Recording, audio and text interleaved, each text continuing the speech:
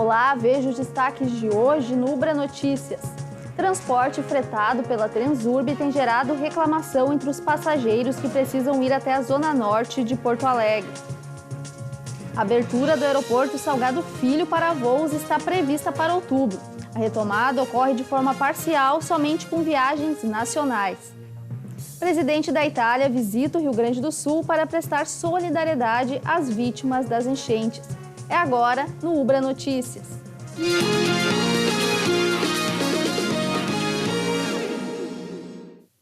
A tarifa da Transurb voltou a ser cobrada no último sábado. A estatal colocou ônibus com passe livre para os passageiros que descem na estação Matias Velho e precisam ir até o mercado público de forma direta. Essa situação tem gerado transtornos aos usuários que descem em paradas alternativas. A Adriana trabalha na Farrapos e precisa estar em Porto Alegre às 8 da manhã. Só que às 8h02 ela ainda esperava pelo ônibus na estação Matias Velho. Bem difícil, tá bem complicado. Todos os dias a situação só piora. Agora a gente está tendo que pagar, né, o trem também. E aqui quando não tem ônibus, lá quando é direto e de graça tem bem mais ônibus e aqui não tem ônibus daí. Os nossos trabalhos prejudicados, arriscando a perder os nossos trabalhos por causa da falta de ônibus, né? No último sábado, a Transurb voltou a fazer a cobrança para os usuários de trens no valor de R$ 4,50. A empresa também assumiu o transporte daqueles passageiros que descem na Matias Velho em direção ao mercado público sem uma cobrança adicional de passagem. Só que para aqueles passageiros que precisam descer em outras paradas, acabam pegando o ônibus convencional e tendo que arcar com um valor de R$ 6,85. A Márcia foi pega de surpresa com a mudança. Além de chegar atrasada no trabalho, ela terá um custo maior para chegar à capital. Fiquei sabendo agora, porque eu vim trabalhar, que eu trabalho um dia sim, um dia não, né? Daí, segunda-feira, normal, paguei o trem, embarquei, não paguei, e agora eu fiquei surpresa. Daí, paguei o trem e agora vou ter que pagar o ônibus para descer na estação aeroporto. Tá bem complicado as coisas. Daí, eu chego agora, já perdi meu ônibus das 8, né, que sai lá. Agora, só 9 horas, vai chegar 10 horas no serviço. É bem complicado. O transporte gratuito é da empresa Transcal e fretado pela Transurb. São 40 ônibus que realizam cerca de 246 viagens com passe livre. Com essa alternativa, a Transcal retirou parte da frota convencional de operação, aumentando o tempo de espera para quem precisa descer em paradas antes do mercado público. A gente fica nas paradas esperando ônibus e não tem ônibus. Não tem ônibus para ir, não tem ônibus para vir, é um caos total. Então a situação está horrível, continua igual. Piorou a nossa situação. Ela não melhorou, ela piorou. O intervalo entre os trens é de 18 minutos. 8 estações da Transurb seguem fora de operação entre Canoas e Porto Alegre. 7 delas não são contempladas pelo transporte fretado pela estatal. O plano de retomada é abrir o trecho até a Farrapos em setembro. O funcionamento normal de todas as estações está previsto para o fim de dezembro. Até lá, a Jéssica espera por uma alternativa mais viável. Porque quando a gente chega aqui e precisa sair daqui para ir para Porto Alegre, é onde termina um caos e começa outro, né? O do trem, que já está espaçado os horários, e a gente chega aqui e tem que pagar uma passagem integral para ir até a Farrapos. E a gente não tem ônibus. E a gente, como o povo normal, segue pagando essa passagem e passando o mesmo trabalho ou mais, dependendo dos dias, né? A Transcal informou que já ampliou a frota que atende os passageiros que precisam descer na Zona Norte, mas não tem o controle das paradas dos coletivos fretados pela Transurb. Em nota, a Transurb afirma que qualquer alteração no transporte fretado precisa ser viabilizada junto à Metroplan e que está em diálogo com a empresa. A Metroplan diz estar aberta para discutir quaisquer mudanças que a estatal queira fazer no trajeto. Não existe nenhum entrave da Metroplan quanto a esses ônibus que são fretados fazerem uma parada. A partir do momento que a Transurb negociar com vocês, a Metroplan liberaria sem problema nenhum. Não tem problema nenhum, não mudaria praticamente quase nada, porque o itinerário é o mesmo, não há porquê ter entrave da Metroplan em relação a isso. É só uma questão de definir, e se o Transurb, e veja bem, a gente não está assim transferindo responsabilidades. É uma questão de conversar, é uma empresa federal, pública como estadual, é uma questão de conversar, porque na verdade hoje nós temos que ver o nosso passageiro. né? E esse passageiro, em que pese ele utiliza o trem, ele é metropolitano. Ele pega a nossa região da Metroplan. Então interessa tanto a nós, quanto a Transurb, mas acima de tudo, nós estamos preocupados com o nosso passageiro, porque passamos por uma catástrofe, todo aí as pessoas passaram de sabores, enfim, estão retomando as suas vidas agora, e eu entendo que é importante nós verificar isso, porque tem gente que fica à mercê muitas vezes aí do transporte, e com essa questão do trem é importante dizer, né? O trem é um transporte de massa, né? E hoje tu viabilizar isso com ônibus fica bem complexo, por isso tem que estar bem afinado para resolver isso e, acima de tudo, nós temos interesse no nosso passageiro. A retomada parcial do aeroporto Salgado Filho vai acontecer a partir de outubro deste ano. A informação foi divulgada durante uma reunião na terça-feira entre o Ministério dos Portos e Aeroportos e a Fraport. O processo vai ocorrer em 2 etapas. Em um primeiro momento, somente os voos domésticos vão ser realizados. A conclusão apresentada na reunião apontou uma necessidade de 700 milhões de reais para a recuperação completa do Salgado Filho. Em entrevista coletiva, o ministro dos Portos e Aeroportos, Silvio Costa Filho, comentou sobre essa retomada. E o que ficou estabelecido é que agora, no mês de outubro, nós iremos reabrir parcialmente o aeroporto Salgado Filho, com 50 voos diários, o que equivale a 350 voos semanais.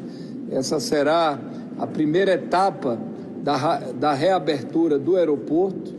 E até dezembro, o aeroporto Salgado Filho estará 100% aberto e operando como estava sendo operado antes da enchente que ocorreu, infelizmente, no estado do Rio Grande do Sul.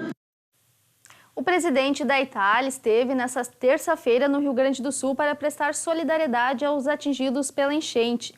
Essa é a primeira viagem de um presidente italiano no Brasil em um período de 24 anos.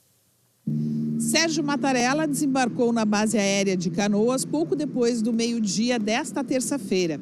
Visitou o Centro Humanitário de Acolhimento Recomeço, em Canoas, acompanhado pelo governador Eduardo Leite e autoridades como o ministro Paulo Pimenta. De lá, ele conversou com abrigados da enchente e conheceu as estruturas do abrigo. A ajuda do governo italiano ao Estado depois da tragédia incluiu 30 toneladas de donativos por meio do seu Ministério de Relações Exteriores, que chegaram ao Estado no último dia 29 de maio. Os equipamentos incluíram medicamentos e suprimentos médicos para o tratamento de cerca de 100 mil pessoas. Foi pelo período de 3 meses. Também tendas para 4.500 pessoas, 5 geradores de energia, 2 potabilizadores capazes de produzir 64 mil litros de água potável por dia e 4 tanques de 10 mil litros para armazenamento de água potável. Em seguida vem essa situação de uma calamidade, nós estamos aí vivenciando, de um lado, uma etapa de celebrações dos 150 anos da imigração italiana, mas no momento que o Estado ainda sofre as dores de um evento climático tão duro como esse. Então, receber a visita do presidente da Itália reforça esses laços, não apenas para celebrar acordos comerciais, parcerias culturais, mas também de parcerias em função da própria do apoio em situações extremas como essa. Naturalmente, agora vou me dirigir também ao almoço junto ao presidente para identificar todos os tipos de parcerias possíveis. Estamos vendo, em primeiro lugar, este gesto que é uma cortesia e, ao mesmo tempo, uma demonstração de sensibilidade, de carinho com o povo gaúcho que foi afetado. Isso nos sensibiliza muito e nos dá assim, uma percepção de acolhimento importante nesse momento. De acordo com o governador, durante a visita, Mattarella se comoveu especialmente com as crianças. Ver esse espaço de acolhimento cheio de crianças que são a esperança, isso que o presidente tanto frisou, né? Ficou feliz de ver que tem espaços que atendem essas crianças, que as recebem, que acolhem, que dão carinho a elas. Foi um ponto que sensibilizou bastante ao presidente Mattarella. 2 cães resgatados das enchentes foram adotados pela banda Jota Quest nesse final de semana e agora estão morando em Minas Gerais. A banda Jota Quest esteve aqui no Rio Grande do Sul e já aproveitou e adotou 2 cãezinhos resgatados das enchentes. E ainda parabenizou no palco o trabalho da Secretaria de Bem-Estar Animal de Canoas. Então, nós viemos aqui para conversar com a secretária Fábio Borba para saber como foi essa adoção. Vamos lá ver? Através da Tati, que é uma médica veterinária, especialista em medicina de abrigos, ela esteve aqui conosco, passou uma semana aqui como voluntária com demais pessoas, com demais veterinários da Universidade Federal do Paraná. A Tati conheceu o nosso trabalho e a Tati tem ligação com a banda através do marido dela, que trabalha com a banda. A Tati passou todo o relato do que Canoas viveu, do que a Secretaria de Bem-Estar viveu, do que os animais estão vivendo aqui em Canoas, e fez esse link. No domingo pela manhã, o Márcio, que é um dos integrantes da banda, esteve aqui na Secretaria de Bem-Estar Animal com outras pessoas, conhecendo o nosso trabalho, então, pessoalmente. E mostramos a nossa estrutura, falamos as nossas dificuldades, do que nós temos feito, né, nesses últimos 2 meses e meio, vivendo a enchente, né, e tentando dar o melhor possível para esses animais. E o Márcio, passando pelos canis, identificou ali um rostinho que chamou a atenção dele.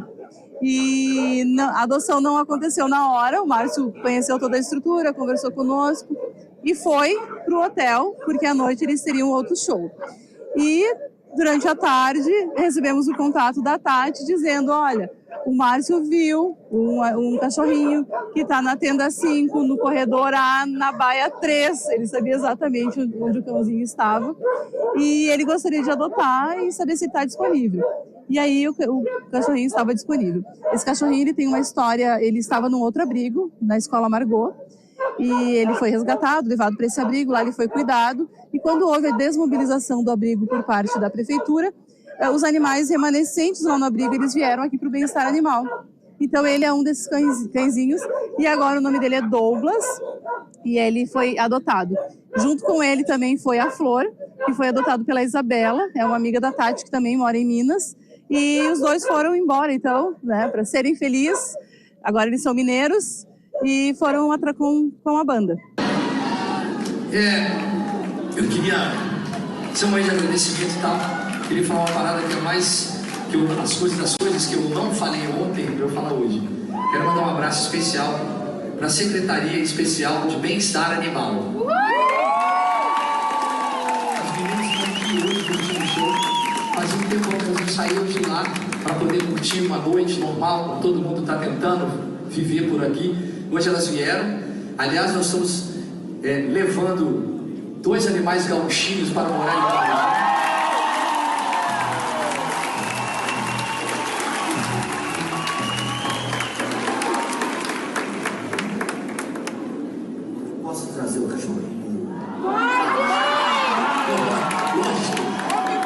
A gente ainda não botou o nome dele, né? Tem que arranjar um nome, né?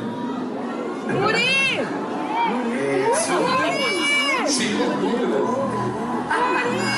Adorei. Você vai trazer ele aqui? Lógico. E primeiro show em estádio que a gente fez na vida. A gente agradece eternamente a todos vocês que estão lá com a gente. Para que a gente pudesse viver esse momento. Olha só, esses 2 mineiruchos agora vão lá para BH com a gente, vamos lá. Olha só que gracinha. Ih, Bibi. Senhor Douglas. O senhor Douglas quer falar? Não, ele não tem nada para dizer, mas eu ia lá para abrigo ontem, eu estava extremamente angustiado. Você sabe que me fez bem, Rogério? É ver que tem muita gente do bem ajudando. Às vezes elas não são tão aparentes na mídia e a gente acha assim, mas é muito bonito quando a gente encontra pessoas que têm a mesma intenção que a gente, o Jota, assim, para essas letras. Esse aqui é o senhor Douglas, vai lá para o Belo Horizonte cuidar da minha casa. Esse aqui é a Tati é a esposa dela, da Silvana. A Tati veio para cá, passou uma semana aqui com essa galera do centro e levou informações importantes e tal. Cara, muita coisa ainda precisa ser feita, muita gente... mas como eu falei lá atrás, cara, o que vocês viveram aqui é um negócio muito, muito histórico, muito difícil. mas as ações de solidariedade podem trazer mensagens e memórias para a gente ainda mais fortes do que tudo isso. Então é isso aí. Renasce Rio Grande do Sul. Esperança, haverá caminho. Obrigado demais. Aí, senhor Douglas.